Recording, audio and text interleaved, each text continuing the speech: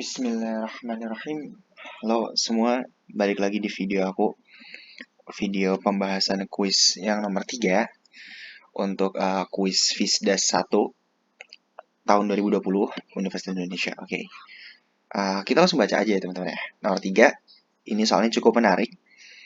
Pertama, seorang ibu ya di sini mengendari mobilnya dengan kecepatan 50 km per jam mendekati sebuah persimpangan jalan yang lampu lalu lintasnya baru saja berubah menjadi warna kuning. Oke, jadi dari hijau ke kuning ya berarti. Nah, di sini ibu tersebut mengetahui bahwa lampu kuningnya hanya bertahan selama 2 detik. Oke. Sebelum berubah menjadi warna merah.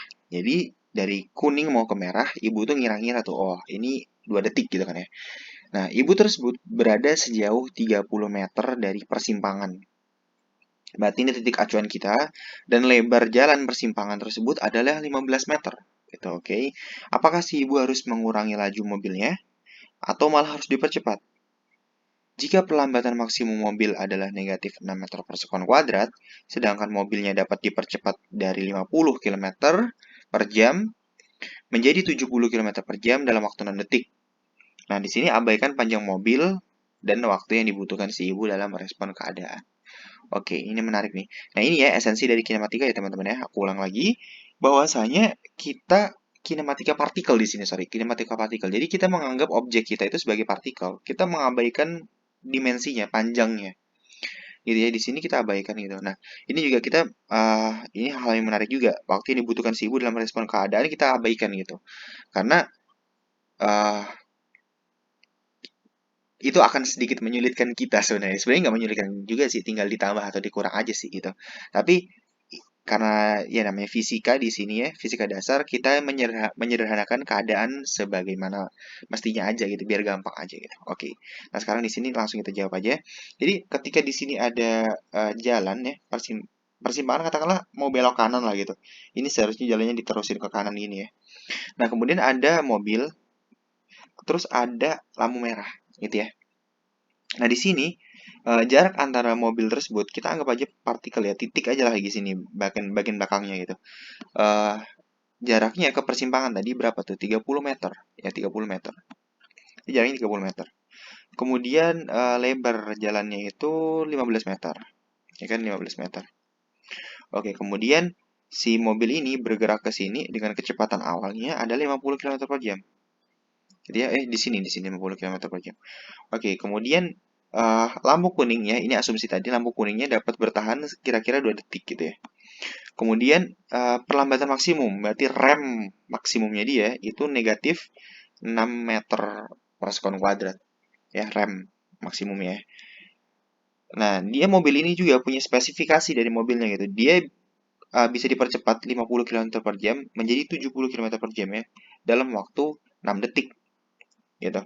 Nah, kemudian apakah si ibu harus mengurangi atau mempercepat ya, ini bukan dan ya, atau ya. Nah, ini cukup menarik teman-teman, cukup rumit sebenarnya kejadiannya, tapi sebenarnya nggak terlalu gitu. Maka kita perlu cek satu-satu sebenarnya gitu. Apa yang terjadi jika ibunya mengurangi, apa yang terjadi jika ibunya mempercepat gitu. Nah, sekarang kita mulai dulu dari mempercepat dia. Kita tinjau gitu. Ketika ibu itu mempercepat, jika ibu itu mempercepat, maka si ibu harus menempuh jarak minimal 30 detik ya ini. 30 detik, 30 meter ya. Kita ganti aja nih. Ini si dan ini harus jadi atau ya. Kemudian si ibu harus ini 30 meter ya. Oke. Oke. Kemudian gini ya. 30 meter dalam waktu 2 detik. Kenapa si ibu itu harus bisa menempuh jarak minimal 30 meter dalam 2 detik? Karena kalau dia kurang dari sini, berarti lampunya udah merah, berarti dia bakal nerobos lampu merah dong, ya kan? Kalau udah 2 detik ternyata dia belum 30 meter, maka dia bakal nerobos lampu merah gitu. Bahaya, jadi harus minimal 30 lah gitu ya. Nah, sekarang lebih baik lebih dari 30 gitu. Nah, sekarang dari sini ya teman-teman ya, dari persamaan ini, ya persamaan GLBB biasa, kita tinjau aja gitu. Dan kita tahu juga bahwasannya percepatan itu apa? Ya, percepatan. Percepatan adalah delta V per delta T. Kenapa kita perlu mencari ini? Nah, sekarang kita tinjau dari persamaan di atas. Kita mau nyari ini nih, perpindahannya. Kecepatan awal aman. Waktu tinjauan yaitu 2 detik, aman. Setengah ya angka biasa. waktu ini juga sama 2 detik. Nah, ini kita kan harus nyari ini dulu kan ya, percepatan gitu. Ketika kita mau nyari percepatan, ya udah kita tinjau aja gitu. Ingat spesifikasinya tadi, bisa dari 50 km per jam menjadi 70 km per jam dalam waktu 6 detik. Nah, gitu. Berarti udah delta V itu kan kecepatan akhir kurangi awal ya, berarti 70 km per jam dikurangi 50 km per jam. Dibagi berapa? 6. Ya kan? Dalam waktu 6 detik. Oke, maka ini 70 km per jam dikurangi ini itu kan 20 km per jam. Ya udah dirubah aja jadi meter per sekon gitu ya. Kalau di sini tuh 5,6 gitu. Atau kalau misal mau bantuan gini gini deh. Ini kan 70 km per jam itu kan 19,4 meter per sekon ya. Ini konversinya teman-teman insya Allah udah paham ya. Nah, 50 itu 13,8 ya. Udah dikurangi aja ini nanti 5,6 meter per sekon dibagi gitu ya. Pembagian ini bolehlah pakai kalkulator. Jadi kita dapat percepatannya 0,916 ya teman. Nah kemudian di input aja ke sini, disubstitusi. Gitu. Maka delta S adalah ini ya. Percepatan awalnya tadi berapa percepatan awal? Kecepatan awal yaitu 50 km per jam. Ingat dirubah jadi ini ya. Kita input ke sini. Harus meter per sekon ya. Waktunya 2 detik, waktu tinjauan kita ditambah setengah percepatan ini tadi 0,916, waktunya 2 detik kuadrat ya teman-teman. Nah, setelah di input kita hitung aja. 13,8 kali 2 itu 27,6.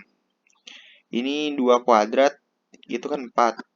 Ini 2 coret coret 2. Nah, 2 dikali 0,916 itu 1,832 gitu ya. Setelah ditambah jawabannya adalah 29,432 gitu.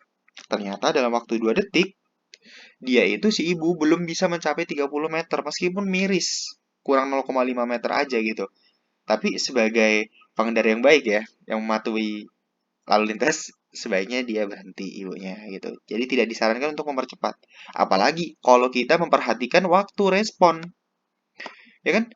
Kalau emang ini 2 detik, dia sadar misal, sadarnya sekitar 1 detik. Oh, kuning nih gitu kan, 1 detik gitu. Berarti waktunya itu bukan 2 detik, 1 detik.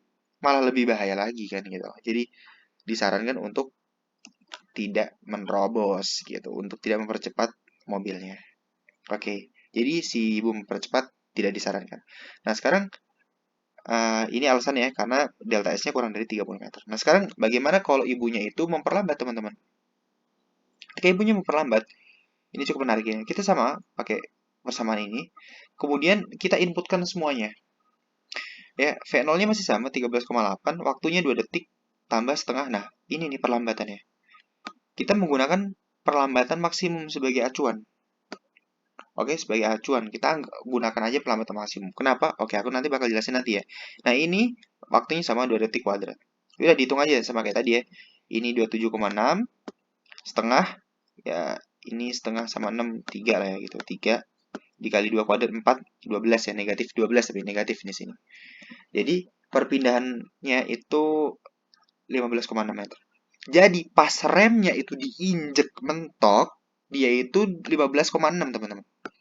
Ya, dia 15,6 ya. Jadi ini tadi berapa tuh? Jaraknya tadi 30 meter ya. 30 meter. Ini lampu merahnya gitu ya. Lampu merahnya gitu. Ini mobilnya di sini gitu. Pas diinjak mentok, dia 15,6 itu udah berhenti gitu ya. 15,6 itu udah berhenti. Gitu. Jadi ibu itu disarankan untuk berhenti saja, memperlambat saja gitu loh.